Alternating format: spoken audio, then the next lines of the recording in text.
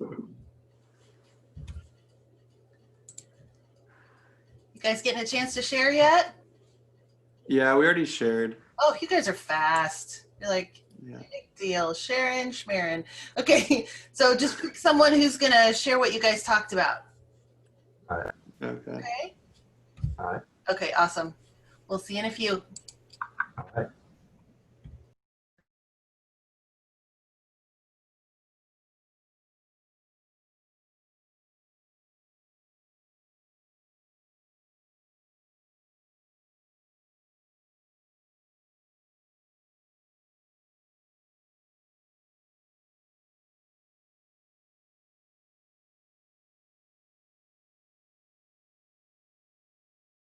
Physically afford to do that.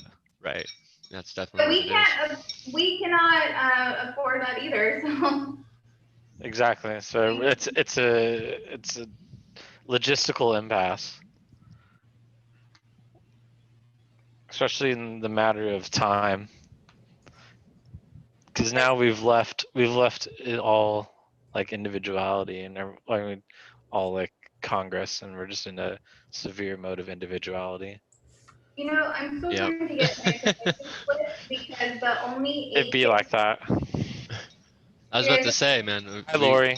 Hey, Hi. you guys doing all right? Yeah. Okay, just a couple more minutes, all right? Then I'll have you come back to the main room. Yes. Yes. Okay. Like, Oh, Lori, define- are we gonna have to share back or? Yeah, pick one person to share with the whole group. Just a very, minimal summary of what was the most important things you read. Quick brief. Got it. Awesome. Okay. Thank you. You're welcome.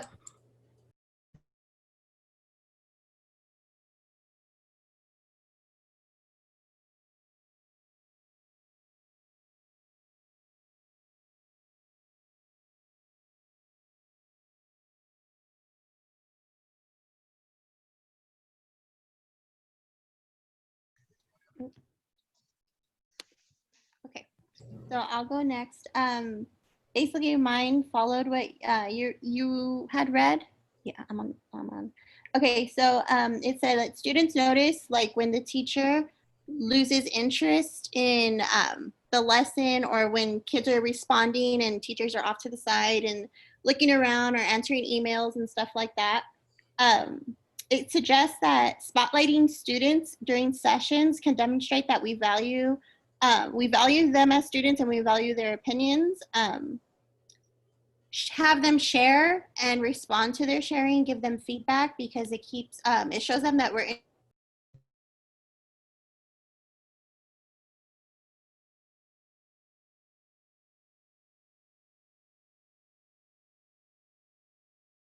us going through like one strategy, one major, or we can just pick one strategy that we think would be most effective. You guys doing okay? Just checking in. Wanted to see how far you were. Did you guys get a chance to share? I know Josh, poor guy, you just got in, right? Yeah, I just got in. Thank you for letting me in, though. But I mean, you're welcome. I'm so sorry. Okay, it's okay. It's okay. No worries. Okay, fine. So just wrap up what you're doing and pick your one person to share with the class. Okay, and we'll come back in about a minute or two. Okay.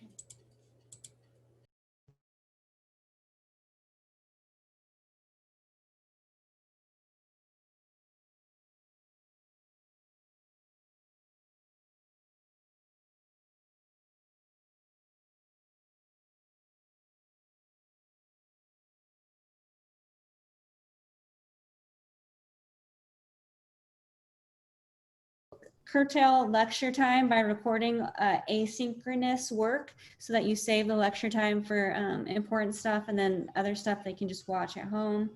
Participate in the discussion boards, like any Flipgrids and Google Classroom, like comment to them and talk to them. Send a message, post photos of students, ask them for photos of themselves working, email newsletters, make a video of directions for an assignment instead of typing it so that they see your face, and greet them by name and use their name a lot, and compliment them and praise them. Good job. Are you guys about done? Yeah. Okay, awesome. So just decide who's going to share and what you want to share, just a brief summary of what you thought was the most important things, and then we'll head back into the classroom in about 30 seconds. Okay? Okay. All right.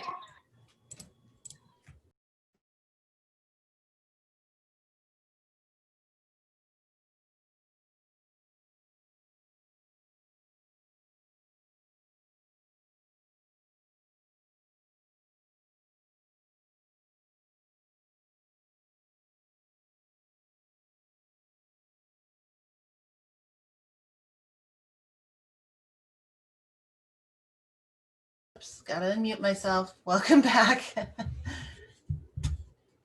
All right, do you guys have someone who's going to share?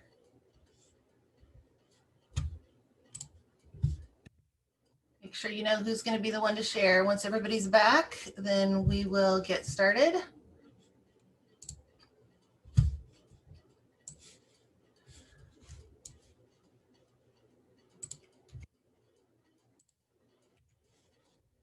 Okay, so we're just waiting for breakout room 3.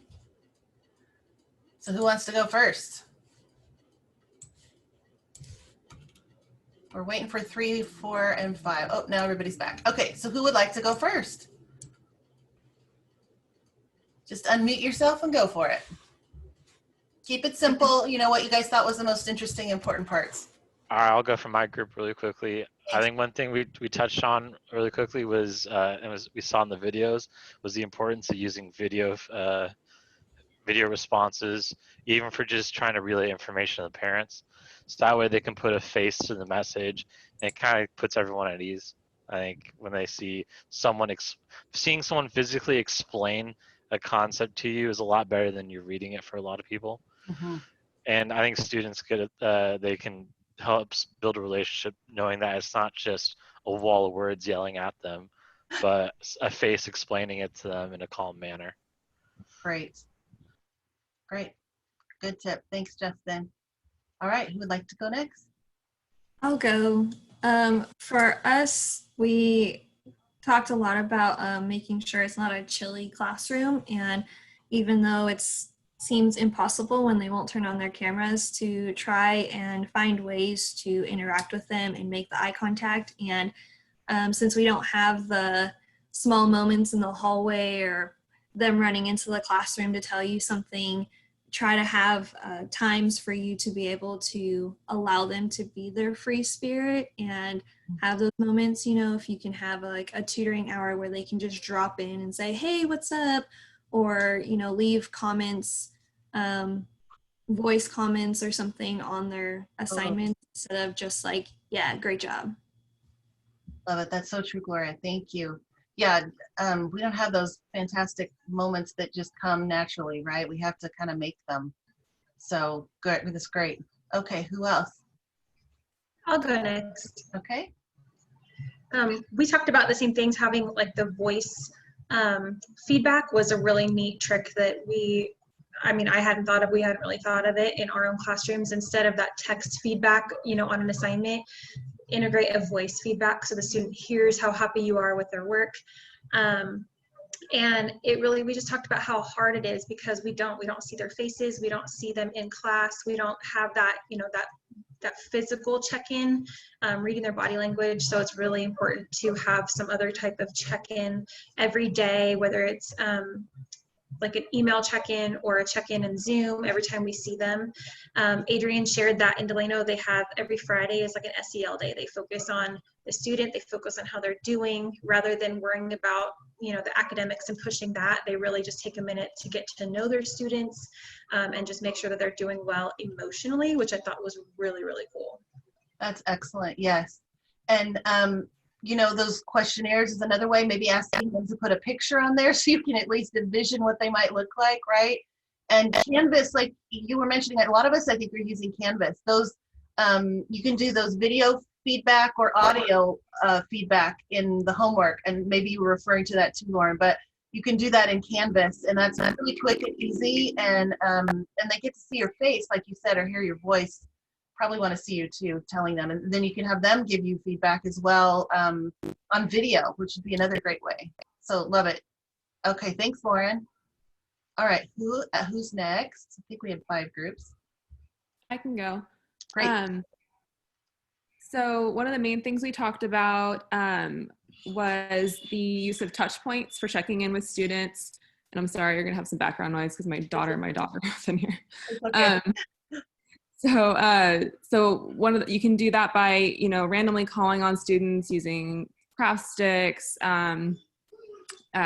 using the whole group versus small group discussions, and then making sure that as teachers were actively participating in discussion boards, and then also using pop-up pedagogy. So you can set reminders throughout the week for students. There's apps for that. I mean, I think Remind is one app.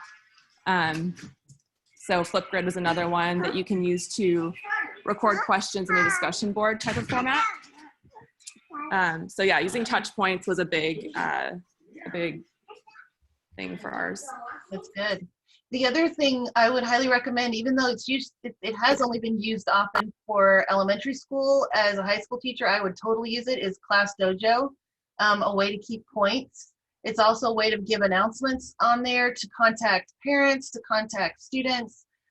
You can keep track of their points and do, you know, a monetary system in your class where you mail I used to call it call cash, where you mail call cash home on Friday, and then they get their cash on Monday, and they can use it to buy certain things like coupons, maybe to do a Netflix party with you and 2 or 3 of their favorite people, you know, to join in Zoom, bring their favorite snack, do lunch with you. You know, there are some ways you could do things that that might be effective in the classroom, giving them free time, you know, also talking to parents if they will respond. I know it's harder sometimes to get parents to respond, but of what their favorite thing is. And I even had some people say dropping off certain treats that they've earned or whatever at their doorstep, you know, putting something on their doorstep for something that they won or earned for their points. So other ways to get them engaged. Awesome. Thanks, Amy. Okay, is there one more? Or are we done? I think that was 5. Okay, fantastic. So hopefully this was helpful to just get starting to talk about how to have those relationships with our students, because that is probably it's one of many difficult things of virtual teaching. But we're going to continue on with DLP next week. So what we're going to do now is we're going to switch gears, and I just need you to get your Cycle 1 assessment guide, your CP planner, your compass maps, and then have Canvas open and ready to go when we get there. So we're going to be focusing on step 1. We're finishing it up. As you remember, you worked on template A, and if it's not complete, just upload it there in Canvas for however much you were able to find up to this point.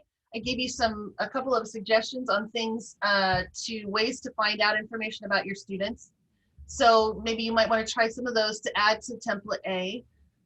What we're going to be doing is finishing up step 1 today. On the table here for you, the single subject guide is here on the table.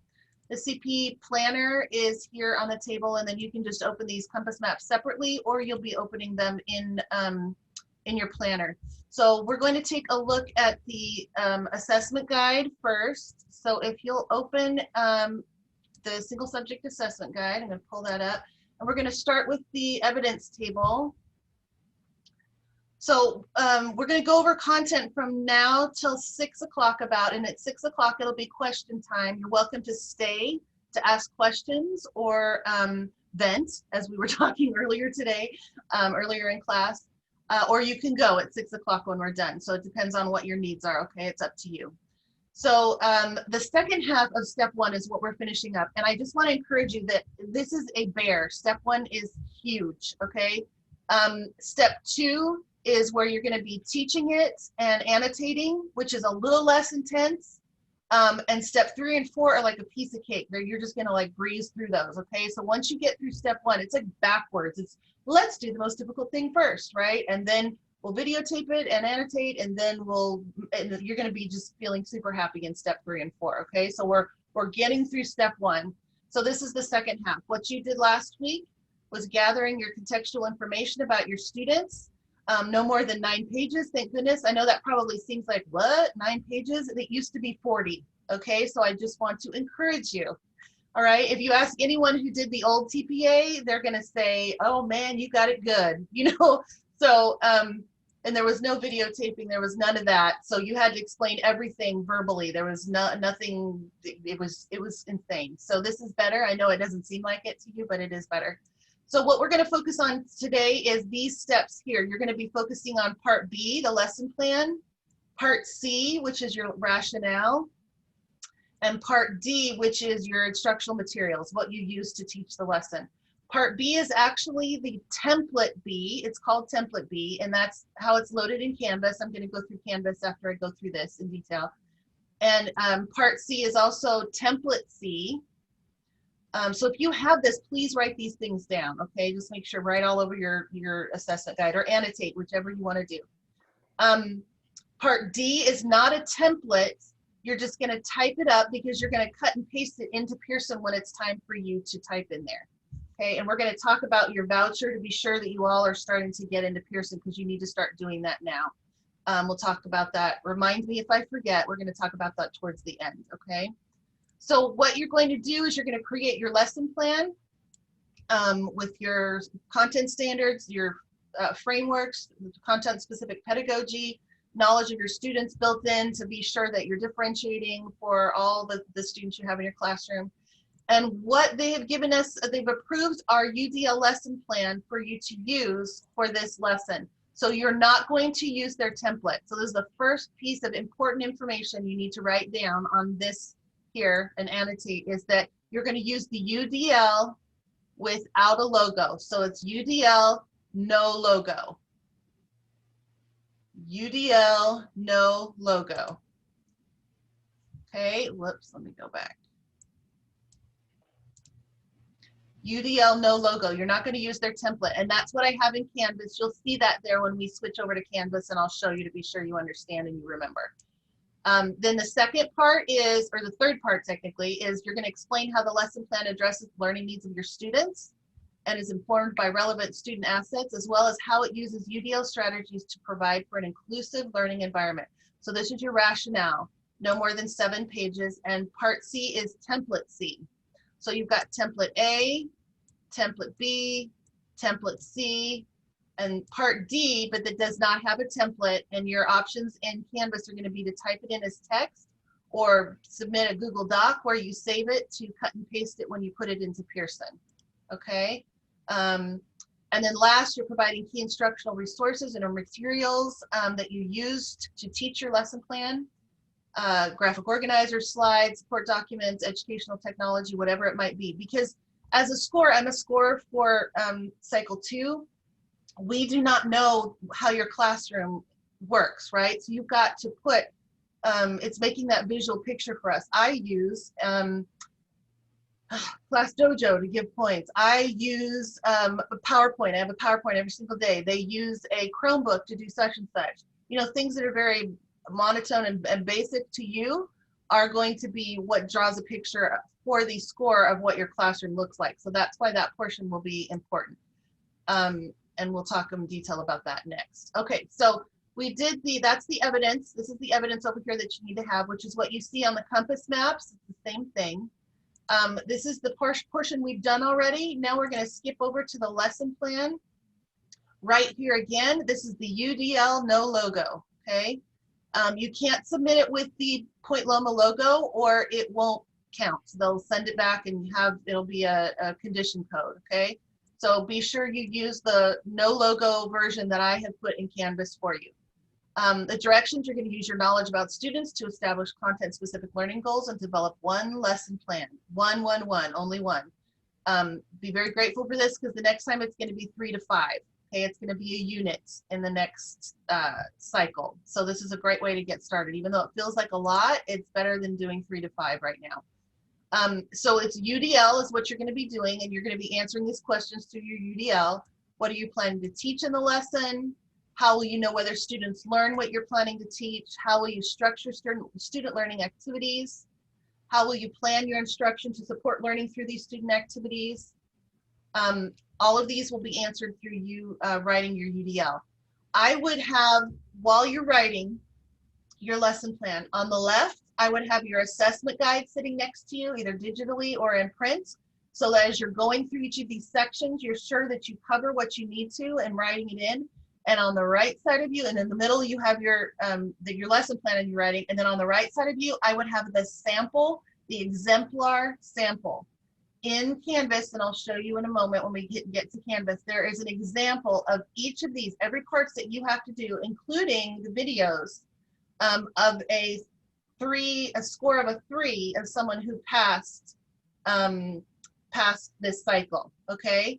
So that is going to be really important for you to take a look at, and I think it'll be very helpful, even though I believe it's multiple subjects, but it's still going to help you for that. And the cycle 2, though, will be single subject, so you'll be happy when we get there. They're hopefully going to add the single subject to cycle 1 soon, and an example, hopefully.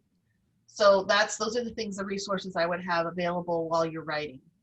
Then this is template C, part C. This is the lesson plan rationale. The directions that you're going to use for this, and let's see, I think I have the template open. Here it is. This is the template. The directions, thinking about the class context information and students' assets and learning needs for the whole class and focus students. Briefly respond to the following prompts, no more than 7 pages. Type your responses within the brackets following each prompt. Do not delete or alter the prompts. Obviously, someone has done that or they wouldn't say it. So then you're going to give the prior academic knowledge.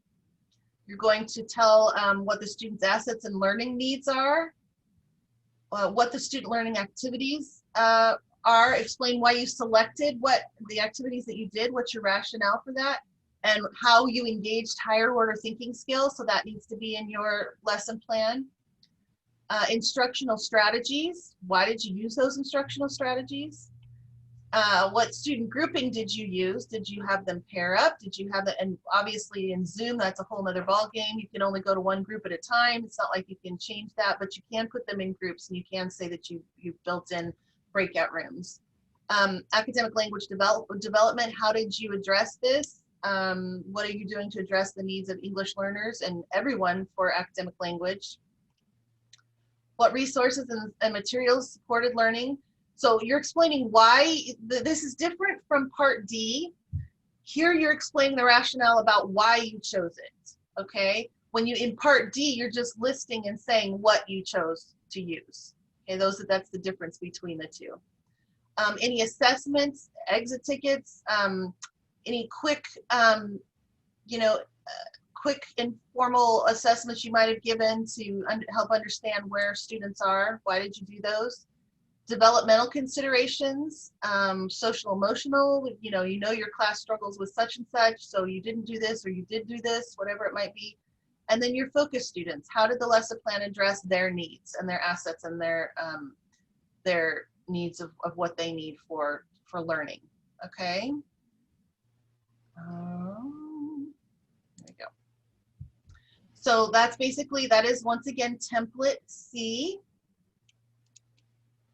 And then here is part D, in which you are going to just type up what it was you used. Here's examples of those things. It could be PowerPoint slides, assignments and directions, 1 paragraph description of text students read, a computer program or an app, materials that were needed to support, clarify, and illustrate the lesson plan or student activities. You're giving what it is you use for students that they're using in the class. So this is everything you need for step 1. So we've done part A, now we're moving towards part B, C, and D. And keeping in mind, let's take a quick look at step 1 rubrics. You're shooting for this 3 here, okay? Make sure you have that. And also keeping in mind that, let me go back to the first one. These questions at the bottom, these questions at the bottom are questions directly from the rubrics, okay? There are 4 rubrics for this step that you're going to be assessed on. 1 is your lesson plan, and the other 3 are on your focus students. So you want to be sure you understand what the essential question is, and can I answer, these questions with a yes or a complete sentence? Can I say I've done that? And then you know you've achieved a 3 or above. And once again, how you're scored is, I'm trained to score, look at a 3 and say, okay, did they do all of these things, all 3 of these, four of these things here, which are shown in the compass map as well. If they do, I can move up to a 4 and see if they earn a 4. If they do what's listed in the 4, then I can move up to a 5 and decide whether they're a 5 or not. But if I go to 3 and they don't do one of these, and you guys don't do one of these assignments, then I'll move down to a 2 and continue down to 1. So that's kind of how it works. And just to remind you, you can only get 1 to pass. Okay?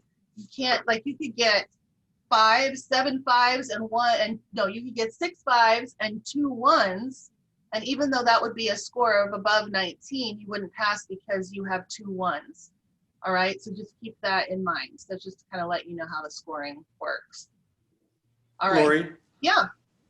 Back to that rubric. Yeah. Did you say that we need to address all those questions? Well, what it is it's turning all of this into questions for on this particular page here. So, does my lesson plan include manageable and appropriate goals? Have I shown how these goals clearly build on students' prior knowledge? So you're covering prior knowledge there. So they're pulled out, these questions are pulled out directly from the rubric. So is that from level 3 though? Yes, so if it starts with 3, and the ones at the bottom here that I added are 4s and 5s. Okay. Yeah. Great question. Okay, so this is about the plan. This is the essential question about your plan.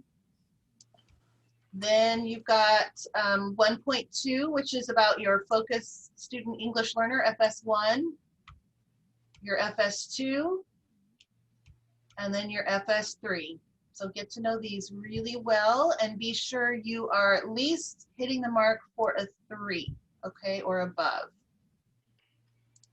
All right, so let's switch over to Canvas. So if you all want to look at session 3 with me, what I have here is the session 3 UDL no logo. So this is template B, but you're not using template B. Remember that how it says use template B. We're actually using the UDL no logo, and this is for your lesson plan.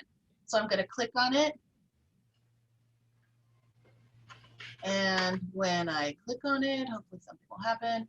I'm going to go here and click on the link. It will download it to my desktop and then open it. Then I'm going to type in it. It does not have the school logo, so keep that in mind. And then when I'm done and ready, I'm going to click submit and submit it here by Monday, next Monday.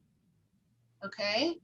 Once again, if you need to add to it, just upload and submit what you have on Monday. If there's some variables, you know, that are still out there you're trying to figure out, totally fine. Just upload what you have, okay? I would highly recommend trying to keep up with the timeline as much as you can because we're shooting for October 15th. Now, I know that that may or may not be possible for some, especially Kern High, if we are not given the ability to record. But we're moving along like we hope we can, and that you'll have it done so that you won't have TPA2 to do at the same time next plot if you have to wait. Okay. I have a question. Yeah, and then David, right? You had a question too? Sure, Gloria. When we're making this UDL lesson plan, since we're teaching it to our students, like, should we be making a plan that's for like a couple weeks from now? Like, because I have like, for my students, I don't want to teach them something that's like, make a lesson plan for right now and then reteach them. That's exactly right. You need to project out, thinking about your pacing. You know how each district has a pacing guide, so you need to look out from, I don't know, maybe next week or the week after. I would start, honestly, if we're thinking about, and I'm going to talk about that later too, but I would start thinking about probably teaching it next week or early the week after. Okay, we're at Wednesday right now, because next week is going to be step 2, and that's when we're going to start recording our lesson. So we want to learn in class first about what it means to record the lesson and how to annotate, and then starting next Thursday or Friday and the week after to start recording your lesson. And sorry, that's another thing. For my school, my students go on fall break on the 28th, and they don't come back until the 12th, I think. Okay. Are you at Grimway Yes. Yes. I was a principal at Grimway. I don't know if we've had this discussion. Anyway, I was in Arvin. Oh, that's where I'm at. Yes. Oh, awesome. Fantastic. Okay. So say hello. Anyway, what you're going to want to do then is be sure that you have mapped out where you're going to fall in the schedule and that you make a plan according to the day. And I know what's hard sometimes is you end up, sometimes you get ahead, sometimes you get behind, and you have to kind of adapt once you get to that day, but stick with that lesson plan anyway. You know, if it's 8 days from now, try and get as close as you can to that, but you'll obviously want to keep it as you wrote it. You don't want to have to change it too much. I mean, you can tweak it a little bit, right? But the other thing you want to do is try to make it a day you're observed too, right? So that you don't have 5 days that you are having to deal with writing a lesson plan, a formal UDL lesson plan, that you only have 4. Sometimes it doesn't work out, and don't kill yourself if it doesn't. But if you can, write your plan for your template, your lesson plan for your TPA, and then just have your supervisor watch you the same day. And so you've recorded, you've been observed, you've done 2 in 1, so that you have 1 less lesson that you have to deal with. Okay. All right, David. My question was the same, except that we've made pacing guides for the whole semester, but at this point, we're just throwing them away because the progress is so slow that I can project 8 days out, and I'll probably get half of that done. Yeah. So that is, the timing is pretty significant issue. Yeah. I totally understand. So what I would do is, like you're saying, do project half out from there. It's really going to take, 12 days or whatever. You're going to, just think about half of that and shoot for that time period, and adjust the night before when you have to turn in your plan to your supervisor. If you have to tweak it a little bit, then do that, and then just adjust your plans for your TPA.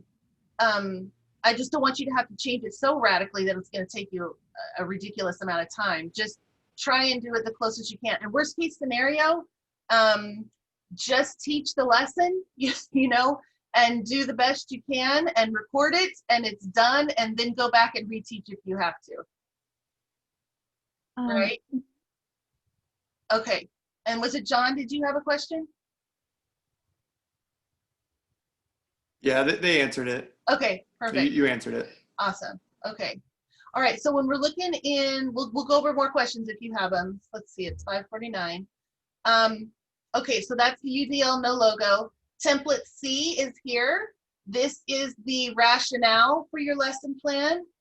All of those details. It is this particular document right here that I showed you. It's this template. So when you, whoops, wrong one. When you open it, you're going to click here, and that'll download it to your desktop, fill it out, and then submit it here as well. And then the last item will be your Part D, which does not have a template. And this one is a little confusing because there is no template. So you're like, well, what do I do? What you need to do is write it in here, or save it as a Google Doc or a Word doc, whatever you want to do. You can, it's a text entry or a website URL, which could be a Google shared document, or a file upload, like Microsoft Word or whatever, off of your desktop. So you can do that too. You want to go ahead and write it, because what you're going to do when you go into Pearson is it's just going to have a box. It's not going to have a template. It's going to have a fill-in box, right? And you're just supposed to type in that information. You don't want to have to type it there. You want to have it done when it's time to submit, okay? And then I want to tell you a little bit about Pearson. What I want you to check for right now, and I'm going to put it in the comment box, the chat box. Let me look at those chats too to see what questions we have. Raina Kalasho, I never say her name right, is her name. I want you to look in your mail box right now, search her name, and be sure you got an email from her. She's the one you get your voucher code from to get into Pearson. She's going to ask you, Tell me when you'd like to get into Pearson. When do you want your voucher code? You want to do that right now. Okay, so everybody go in and do that right now. Say, yes, I want my voucher code. And then you're going to want to go in and start looking around. Do not wait. Any moments you have a chance to go in and get used to Pearson, the portal for the assessment, I want you to go in and do that. Because the last couple of weeks, you're going to be super stressed trying to get this all done, and you want to be learning the format at the same time, the platform, okay? So when you get your voucher code, you're going to go in, you have to, well, you guys are not multiple subjects, so you're just going to select your subject, what you are teaching and what you're getting credentialed for, and then go in and look around, okay? You're only on step 1 now, but next week we're going to start talking about annotations. You're going to be recording an entire lesson without stopping. When you record that lesson, do not stop, okay? Because you're not allowed to have breaks in it or edits or, you know, music and a title page. You can't do any of that stuff, or you will not pass and you'll get a condition code and they'll say fix it and send it and submit it back. So record it from beginning to end, and then you're going to do annotations of little 4 clips where they say, show me that, like you, show me you developing background knowledge. Okay, so then you select, okay, from 2 minutes to 4 minutes, I'm going to select this little clip from my lesson plan, and I'm going to put that into Pearson, and I'm going to annotate, and we're going to go over annotations next week. I don't want to get ahead of ourselves. But I want you to get used to knowing what it's like. You can, it's not like a formal assessment like when you took the CSAT or anything else where you had this amount of time to take it, right? And you had to stay logged in or you lost everything that was there. You can go in and out, in and out. You can upload, it'll save it. So as you write things and you say, this is exactly how I want to submit it, you can upload it into Pearson as you go. So that by October 15th, you're not panicked going, oh my word, I now have to upload all of this stuff in, and you're, you know, making mistakes because you're in a bit of a panic. So just upload as you can, change it out as you need to, but do not submit, okay, until you have everything in there. You submit that and you only have, you know, 1 or 2 templates in, well, there you go. You know what your answer is going to be, right? They're going to send that back and say, no, please fix that and do it again, and you're going to have to resubmit, okay? Give me a thumbs up if you've found the email from Raina. Great. Okay, so Yeah. you responded to her hopefully right now. She's going to get a flood of them. We did the others last night. All right. Good deal. Okie dokie. So that is Canvas, and that's what's due by Monday. Let me switch gears now. That's step 1. We will have finished step 1. I'm sorry, but that's like celebration in and of itself on Monday when you get that done, if you do, okay? Once again, turn it in, update it as you need to. So let's switch to the student teaching part of your exciting journey. So I want to be sure that everyone got the update that you do not have to use LiveBinder if you don't want to, unless it's like your favorite thing, but it's been causing all kinds of problems and I want to not have one more stressful thing for you. So abandon it if it's not working for you and go to Google Drive. Okay, be sure you've shared your folder with your supervisor or they've shared one with you. Just start organizing in it, put, you know, DLP, a folder for daily lesson plans, upload them in there, maybe by putting them by weeks, then have one for your formal observation and put it by, you know, number 1, formal observation, 2, 3, 4, and so on. Be sure you're setting up when your next observation is. This next one could be the one that you use for your TPA recording. That's what you need to kind of start, you know, deciding with the schedule, with your pacing guide, with all of that stuff. Is this going to be the one that I use for my TPA recording? We're kind of getting in that sweet spot. Next week after class on Wednesday would be a good time to start recording after that.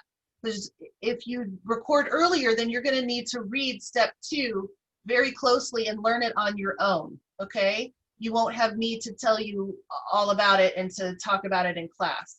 So I would recommend sometime after next Wednesday, all right? Then make sure you've got your lesson plans loaded in your Google folder for last week. So you should have week 1 and week 2, which probably also includes at least 1 UDL for your formal observation. Check your week 3 timeline. What should you be doing this week? Be sure you are doing those things and that you're on target for what you should be doing. Make sure your supervisor has given you a huddle to upload your videos into if you're doing it that way and you're able to do it, and that you know how to do the annotations. I'm going to stay after to show you how to use SIGME and how to download your annotations, because you have to have them for uploading into TaskStream. And that brings me to the next point. If you are, like for my Kern High teachers, you are going to be observed live, right, in Zoom by your supervisor. So in that case, you have to do what we consider the old paper way, even though you're doing it digitally. You're not doing it in SIGME.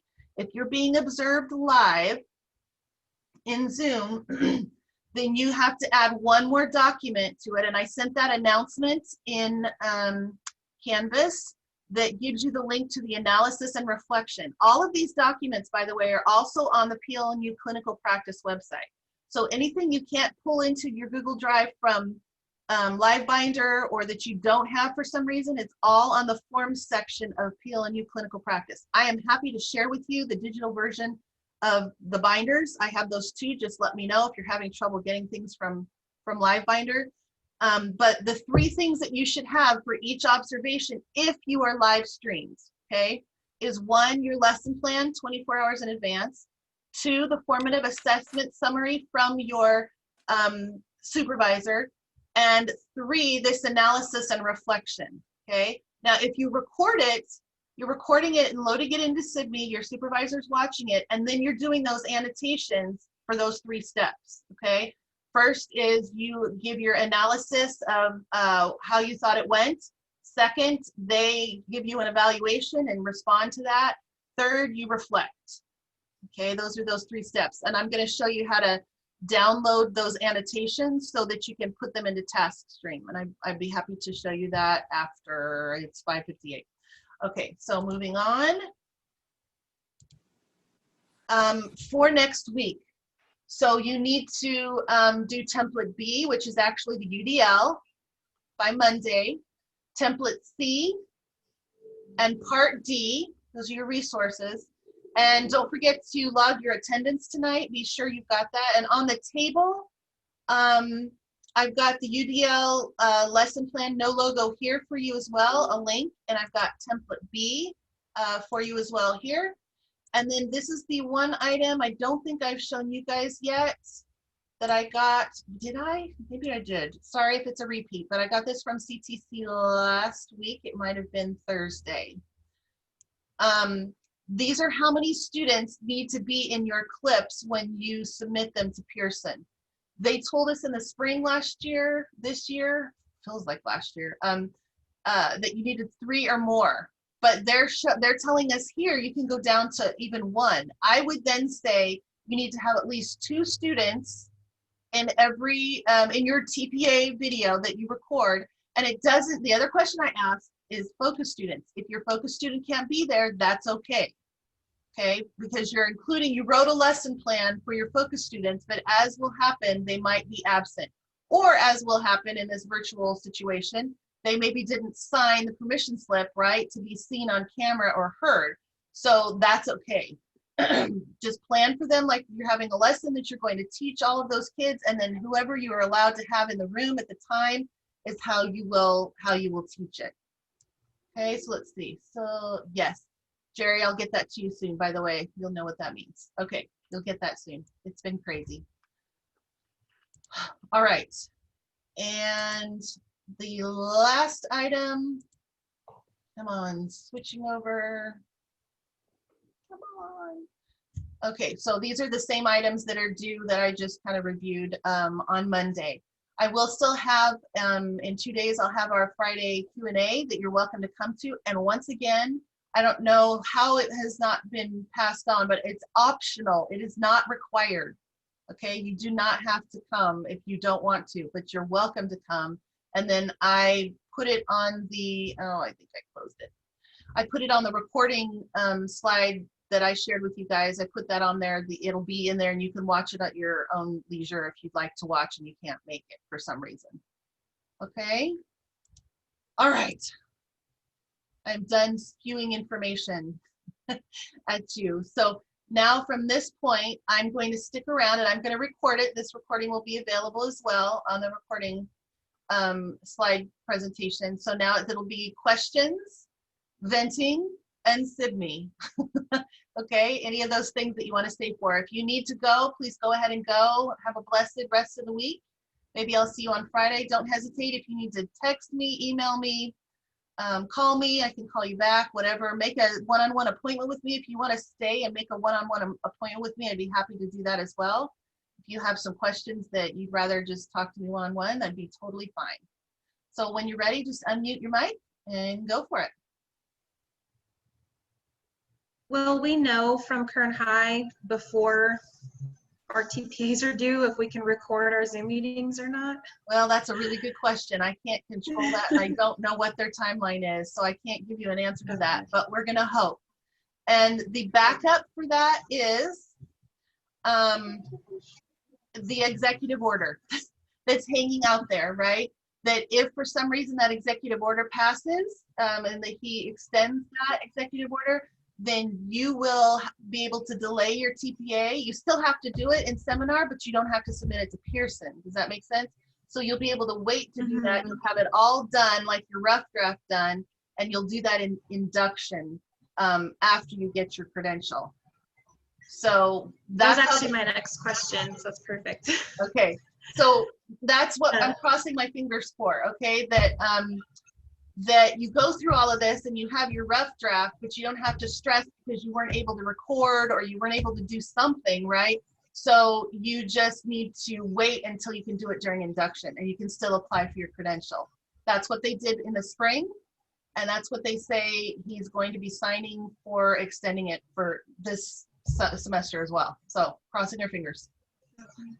So if the governor does do the extension, you said that we could do our TPAs during our induction. So like I'll be done with clinical practice in December, but they don't do inductions mid-year, so I'd be in the induction program next fall. That's exactly right.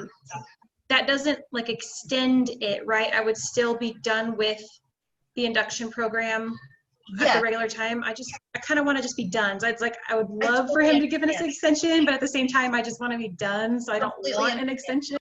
Right. I completely understand. So if you can do it, I would highly recommend you do it, but you might be forced to wait because Kern won't let you record. So if that's the case, we don't want you to be held up getting your prelim, right? Because your district wouldn't let you, and because of COVID, it's not your fault. You did everything you could to finish as much as you possibly could.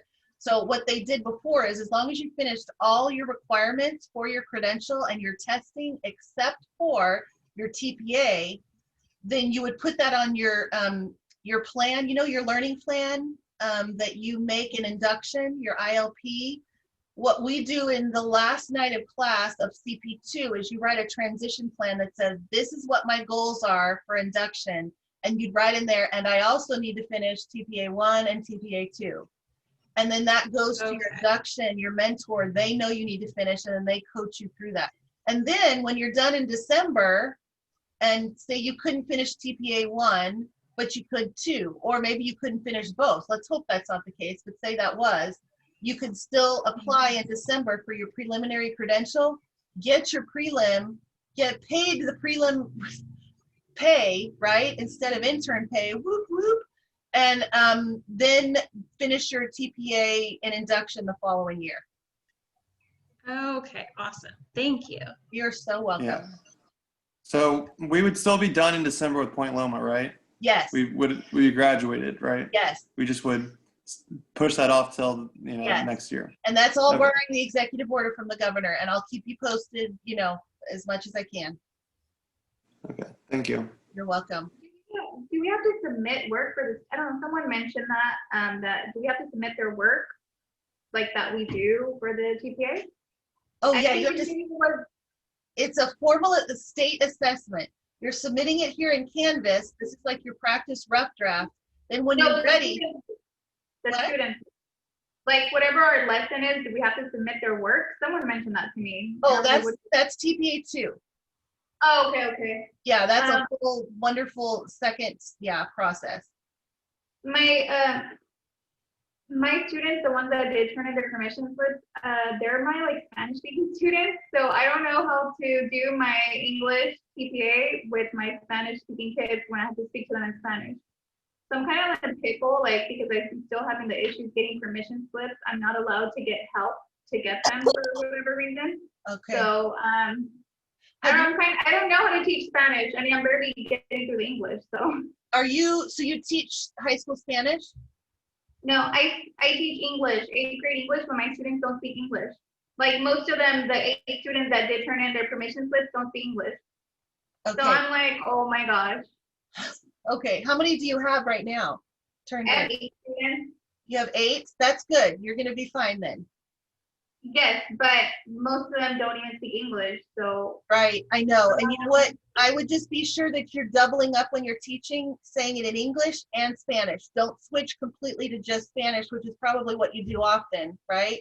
Because they need practice in English. And so then that will still make it okay when you get scored. What I'm saying is when they're in whole class, most of the kids do speak English in there, and it's just those students, right, that I help. But if they're my only students during the recording, my Spanish has to be more because it's just them. Right, I totally understand. And then you'd write that in the narrative and just say, in this case, I spoke Spanish more because the students that were in the room, I had to adapt and adjust, right, to assist them. But then that you're also using English. Okay. Okay, so I'm gonna ask the ELD teacher, what do I do? Okay, yes. ELD class, so. Have you guys been trained in GLAD strategies? In what? GLAD, G-L-A-D. Okay, that's amazing stuff. That is actually ELD teaching. Those are all strategies, and I have the whole booklet. I've been trained in it. So I have all the strategies if you need some support with that. Okay, that'll be good. So I can, I'm gonna have to figure it out. Okay. Anthony, you have a question about Part D?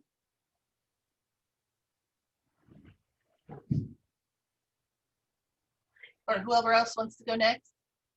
Oh no, I didn't realize I was muted there. Okay. Yeah, so for Part D, do we attach copies of like the worksheets and stuff, or do we just list it out, or are we? It says no more than 8 pages, I believe. Right. So are we it. attaching like actual copies of those things, or do we just list, like, can you give me a little bit of Well, you know what will direction there? help is if you go into Pearson, get your voucher, go into Pearson and look at Part D, and it'll show you how much space you'll have. It is like I said, 8 pages, and it does in the let me look in the assessment guide again. I do remember in the assessment guide it's saying, let me go to that again. That open. Let me see. It says 1 paragraph description of text students read, computer program materials needed to support, clarify and illustrate. It said PowerPoint slides, assignments and or directions. So I would, yeah, I would just add those. explain what those are. Yeah. Okay. Okay. All right. Thank you. You're welcome.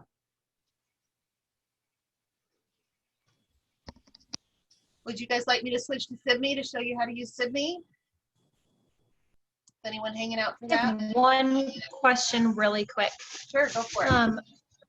So for the TPA, it's going to be on one lesson, or do we talk about, I mean, I know we mentioned all the lessons leading up, but like the main focus, it's just on that one lesson that we recorded, right? Yep, it's just one lesson. Just focus on one lesson. Yep.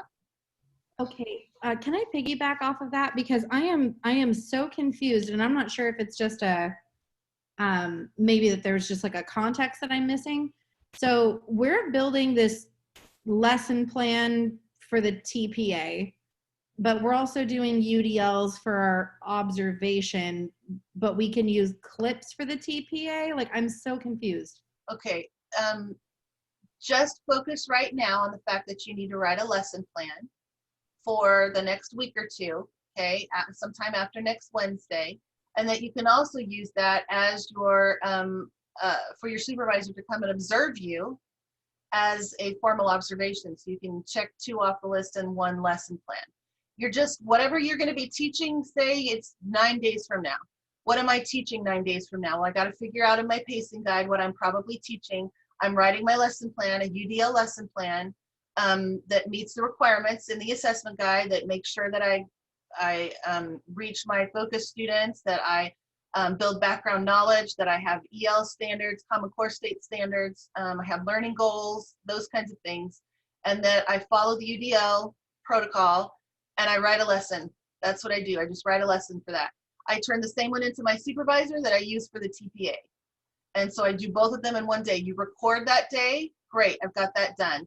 Next week, we'll talk about breaking it down into pieces, okay? Don't worry about that right now. Just focus right now on figuring out when you're gonna do that and writing your lesson plan. Okay, and when should we start recording? You said next week? I would say anytime after Wednesday, because Wednesday we're gonna go over the recording and the annotations and how that all works, but I want you first to write the lesson plan. So sometime after next Wednesday, record.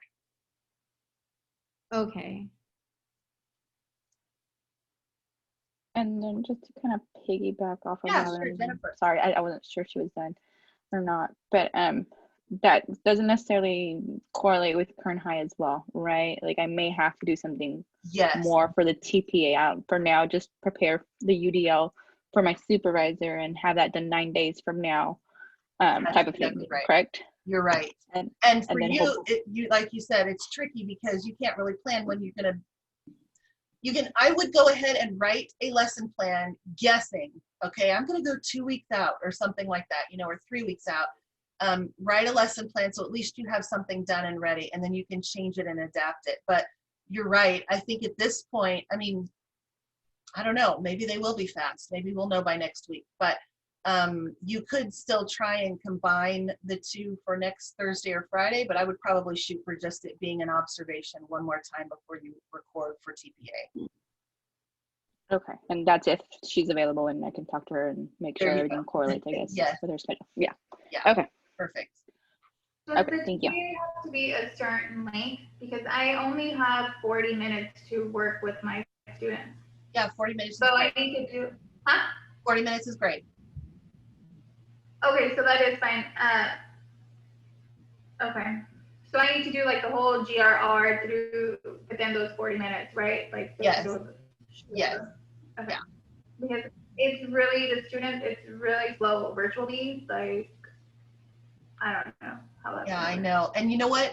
This is the thing, is that CTC knows that, and they're going to have, we think, and we see that from the spring, a bit more lenience because you're doing this virtually, right? They're not expecting you to get through as much as you would if you were in your regular classroom in person. So, so it's okay if you don't finish your lesson? Yes, because, but just showing how you adapt to the end, saying verbally, okay, we weren't able to get through the whole thing today, we're going to stop for today, and explaining in your narrative about your rationale why you did what you did. Why did you stop in the middle of the lesson? Well, we had to because we ran out of time, and this is how I'm going to adapt and adjust it to finish up, you know, in the next class or whatever.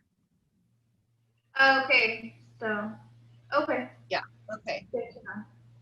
And we have to do this recording behind our shoulder, right? The camera has to be behind us like that. Yes, very good.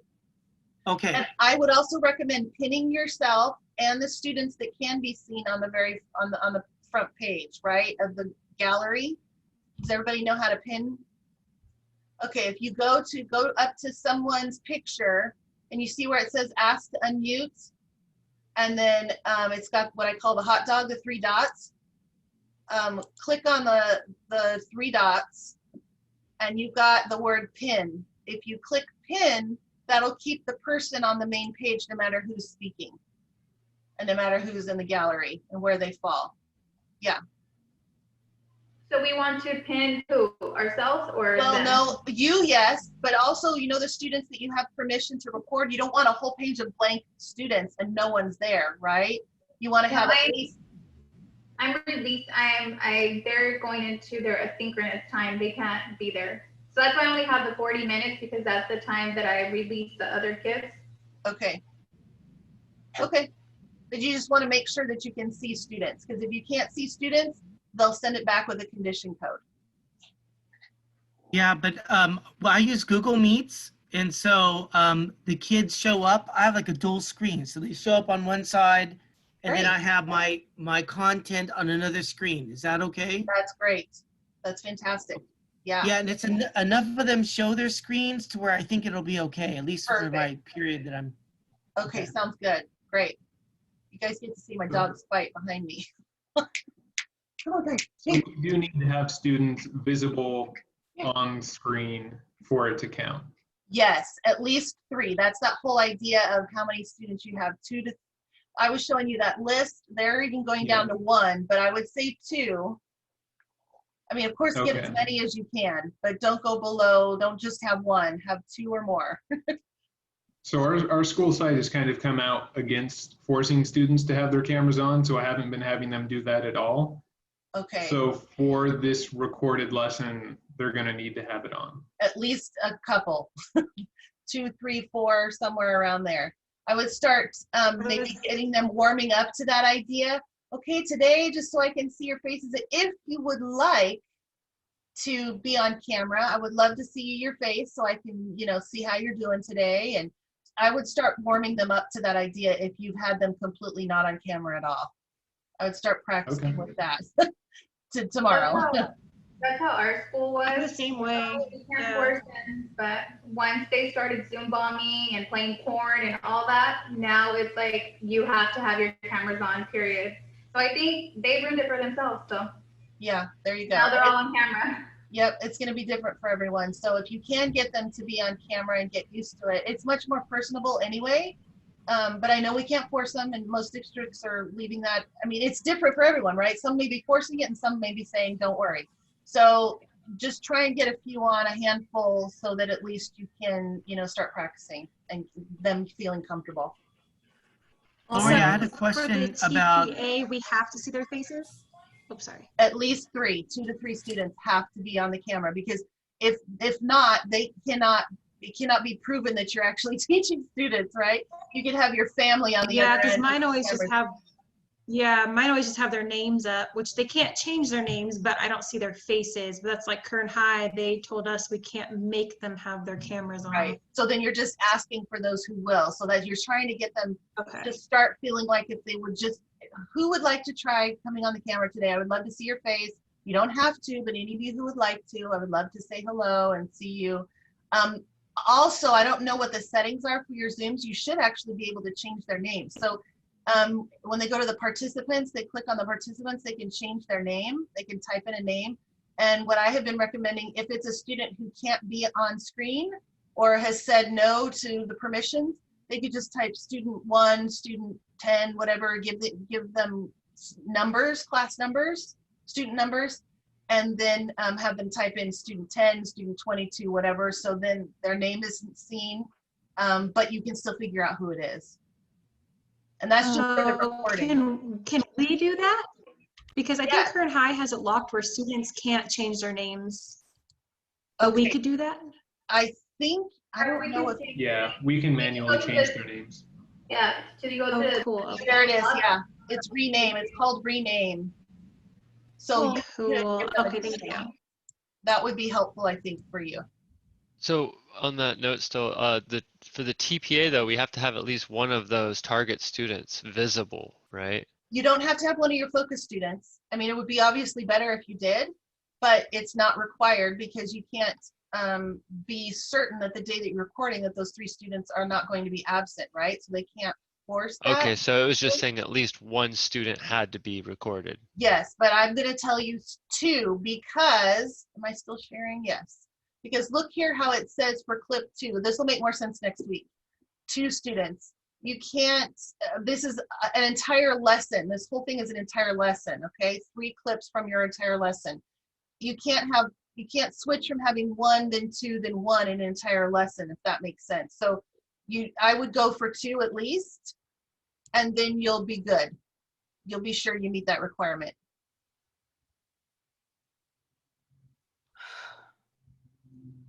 And so if one of the visible students disconnects?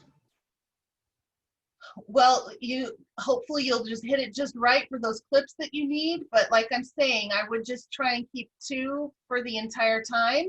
If it switches between different people, then you're good. I have a really quick question. So BCSD is saying that if they don't sign a permission slip, they legit cannot be on the Zoom at all. So yeah, so we wouldn't be able to do the like just student 1, student 2, student 3. So would we, like, I would just give my other students a different assignment where they would just work independently so they don't fall behind, right? Yep, that would be great. Okay, yeah, because I've got like 12 permission slips signed so far, and 12 is enough, right? Yeah, plenty. Okay. Okay. I wanted to ask about the permission slips because my district said that it was okay to record the students, right? Right. So I don't want to get to a situation where I'm like, I'm just doing it like I do for my observations, and then I need to get all this like formal paperwork at the end. And I'm like, if you don't need to sign, if you don't need to sign permission slips, don't do it, because they may have already done that through the district. That's typically in every other situation. What has happened is that you guys fill those out at the beginning of the year. There's already those permission slips that have been sent out to be videotaped or pictures taken, right? And so the district just says, yep, you're good. You can just use those as approval. But what you need to know, though, is who has said no. That's the only thing that you have to figure out. Are there any kids in your class in that particular period that have said, their parents have said, nope, I don't want my kids to be videotaped, right? So you will have to figure out who that is. But you don't need to go get all that paperwork if it's already been done. And your district says it's good. Okay. All right, how about I show you? Yeah, sorry, Lori. That's okay, go I ahead. have a couple things. Sure. First is, where can we find examples of these finished templates? Because like I did template A and I just feel like it's totally wrong. It's probably not as bad as you think, but let's go look back at the modules section. Thank you for saying that, because I almost forgot. So I'm gonna go back to the modules. When I scroll down all the way to the very last module, here are the exemplars, okay? This is a read me first overview, how to do annotations, and then here we get to template A, getting to know my students. Template B, the lesson plan. It's out of order, but template C, the lesson plan rationale. Template D, your instructional materials. So here's the example of template A that you guys just finished. I didn't get to finish it because it was hard for me. I didn't know what to write. Okay.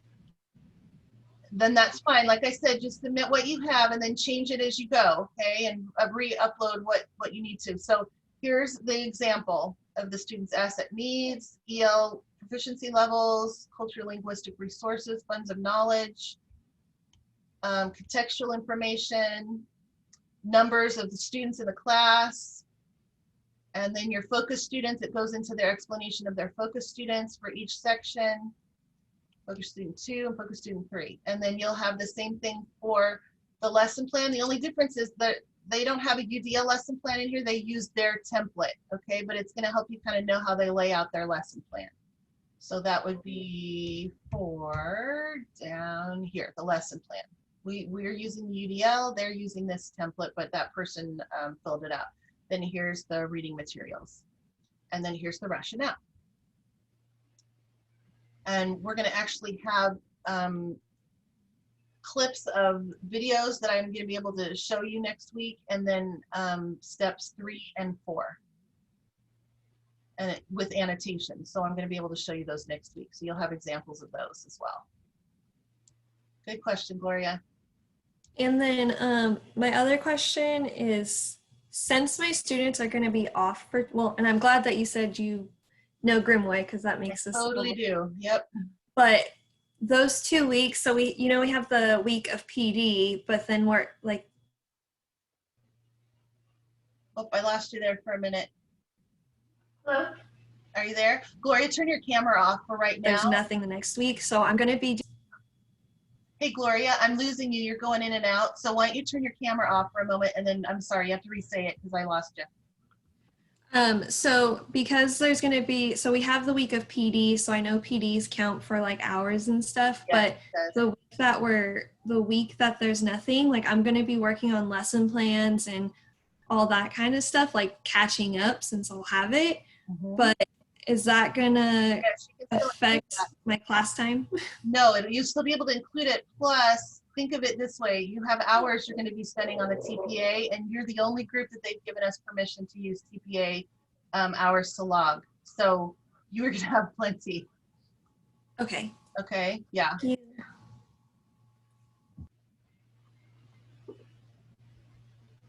Okay, any other questions? You want me to switch to SIDME? Do you guys need SIDME?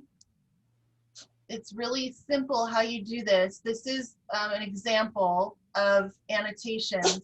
Okay, and so I'm done. Let's say I'm done and I need to add this to my my Google Drive for my formal lesson, my first one, so that I have it in that folder so later I can load it into TaskStream. This is evidence of us doing the analysis, the evaluation, and the reflection.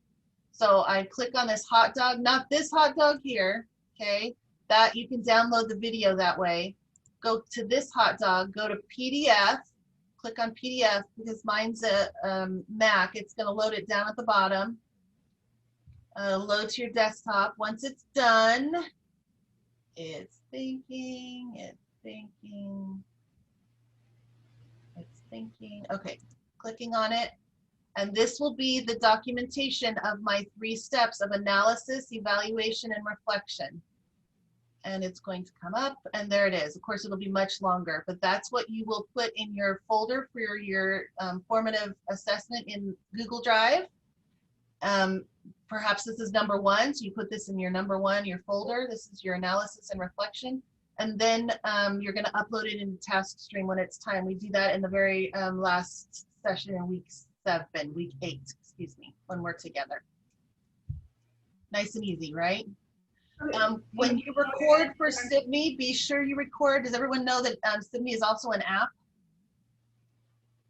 Make sure you download the app on your phone and record from within SIDME. That's a great tip because I was on the phone with someone else who was trying to download for 37 hours. It doesn't always work as well outside of SIDME, uploading it into SIDME. So that's just a little tip for you. How were the annotations again? I'm sorry. I got some email from school. Oh, that's okay. How do you download them? Is that what you said? No, so I uploaded my video already, but what am I supposed to do now? Okay, so now you're supposed to annotate. So what you're going to do is I'm going to, let's say this is the spot in my lesson right here where I want to say something. So I'm going to type in a comment here. This is my analysis of it. Here is my opening for establishing academic language. I don't know, whatever. Okay, so I'm going to put that here. I can say maybe I have a question, whatever, and then I click add. I love that big X. A network error caused the media download to fail partway. Okay, it's like a 2-second video. That's so funny. Anyway, once I do that, it's going to load over here. Okay, when I add it, when the internet's working, it's going to be over here, and it's just going to create this big long list. So the first time I do it, I'm adding my analysis of how it went, and then I am, as your supervisor, whoever that is, going to click reply and going to respond, okay, and say what they need to say there. And then they're also going to add comments to evaluate how you're doing, including the frameworks. Yeah, it's just not working at all right this second. So anyway, and they're going to reply. So those 3 steps are going to happen that way. It's typing here or replying here. So just make sure I do my annotations because I already uploaded it, so I need to do my annotations so he can respond to. That's exactly right. He's not gonna respond until you do your first step, which is analysis. You saying how you thought it went. Okay. Okay. No, don't say that. But things, you know, things. This is why I did this. This is why I did that. I adjusted here for this reason. Blah blah blah. What I noticed when you do breakout rooms and you record your Zoom meeting, I guess it doesn't record in the breakout rooms, right? It does actually. Oh, it does? Okay. It does. It records where your camera is. Yeah, So like it follows you. Yeah. It follows Okay, good. I was told it didn't, so I was like, he's not going to see that because it said my recording was only 33 minutes. So that's kind of odd because I started recording the last 40 minutes. I don't know. You should. Yeah, I don't know what that was about Once then. I look it, I'll find out if it did. Well, you know what? When I went back into the main one, it told me it was start recording. So I think it didn't record. Oh, that's what it is. Session, it told me it was recorded. It was like letting me know that it's recording. Okay. Okay. Great practice for your TPA so that you know. Lori, I haven't, that was one of my other questions is that because I did like 4 different ways of recording so that me and my supervisor could figure out the best way. And when we talked about the recordings of why it had to be behind us, it was because when Zoom records itself, you guys said that it only records like the main person, but on mine, it shows all the kids and everything. It just doesn't show the ones with their cameras off. Okay, does it show you as well? Yeah. Okay, if you think it's gonna work and you've practiced it enough, just be super certain, right, that that's gonna work, and that when you watch it back, that you can see yourself every single time and through the entire thing, and at least 2 to 3 students the entire time, and then you'll be good. Okay, so if all of those are checked, then I can use the Zoom recording? Yes. Okay. So for me, I feel that the recording behind you, that's going to be the best because then when I do breakout rooms, because I don't know how to have them collaborate other than breakout rooms. Exactly. Then if they're recording from behind you, it doesn't matter what Zoom records or not. That's exactly right. Yeah, so that's another reason why. So it just kind of depends on your decision and how you're setting it up, but just be sure those things happen and then you can go that route.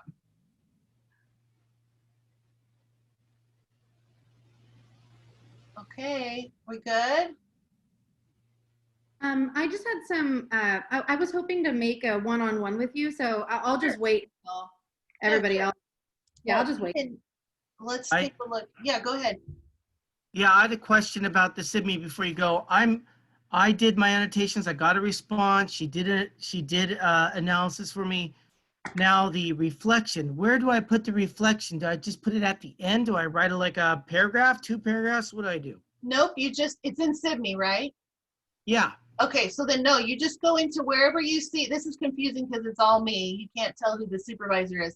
Anytime the supervisor says something, go to their comment and click reply, and then type a reflection on whatever it was they said.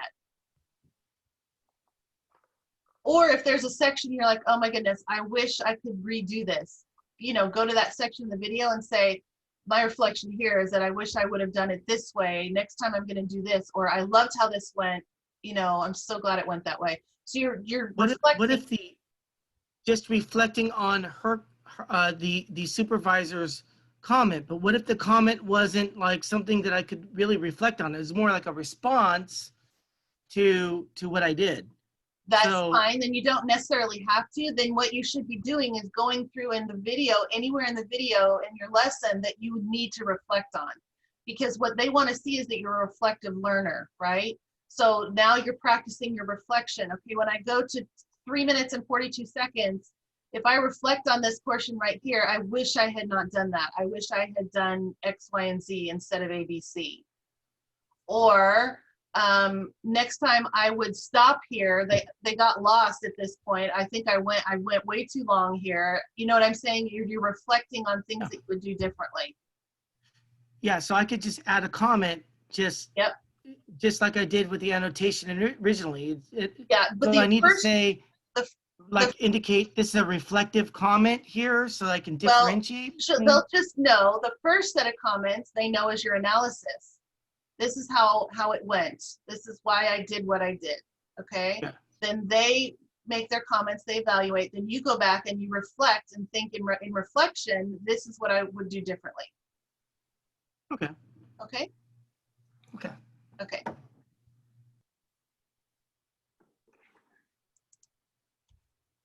Okay, so I will have a Q&A on Friday. If anyone else wants to make an appointment with me, I'd be happy to do that right now. And Robin, I do have a 3 o'clock on Friday, or I have a 4 o'clock tomorrow. Tomorrow's Thursday? Yep. Yeah, I could do that. Yeah, that sounds good. 4 o'clock? Okay, so let's do 4. I'm gonna, if it allows me to make it happen here. It's going so slow. Okay.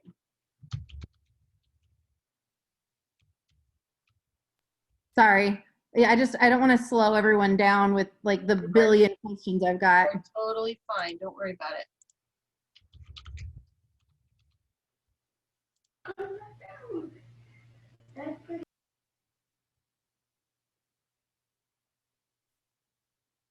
Okay, so it's being sent to you right now in your email. Just click accept and we'll be good to go. And there's a Zoom meeting already placed in there for you. Okay, cool Okay. beans. I will see you tomorrow. Okay, sounds good. Bye, Robin. All right, anybody else? And Anthony, I actually need to set up when you're going to be observed now, right? Yeah, I was sticking around. So. Okay, sure. What are you thinking about that?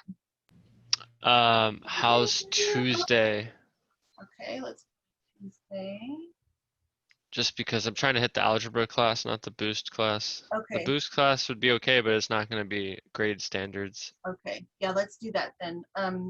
What time are you thinking?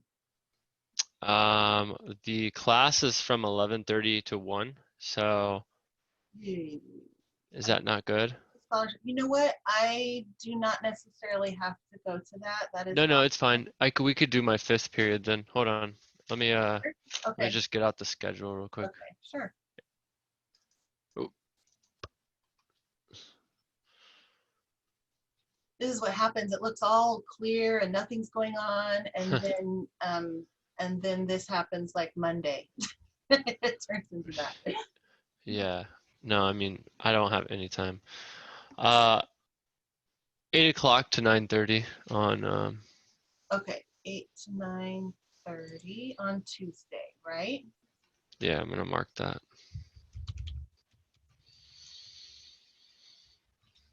And so kind of coincidentally, the UDL lessons plans to do on Sunday, I guess, basically. Yes. So, you know, I don't want to necessarily say, I wouldn't normally ever say your first formal observation to also be your TPA, but because you've lost time, if you want to do that, I will say that's okay. But if not, well, I can't record, so unless. Oh, that's right. Never mind. If we can record, then yeah, I mean, we never could, mind. do You're that, right. But I got super excited there for a moment. Don't worry. you know, I'm one of the sad people from KHSD. I know. Okay, so just put have you made your Google folder already and shared it with me? You have, haven't you? I did, but I just did it for the, what I'll do is I'll change the name for the one that I shared just to my CP binder, and I'll just go ahead and start throwing everything in there. Okay, instead of, I did it just for my lesson plans, but okay. I'll make it all inclusive for everything. That sounds great. And then I'll know to go there 24 hours in advance to look for your lesson plans, okay? All right. Okay, awesome. Thank you. Well, thank you. You're so welcome. All right, so I've got Garrett, Kristen, and Jerry. Jerry, do we need to set up your next, I need to get rid of this one. This is not even accurate anymore for Anthony. Let's see, when do we have yours next, Jerry? Is it next week?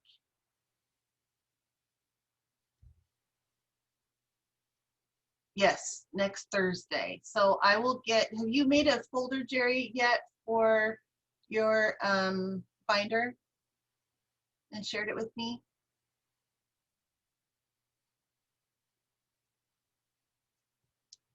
You're muted, just so you know. I don't know if you're talking or not, but.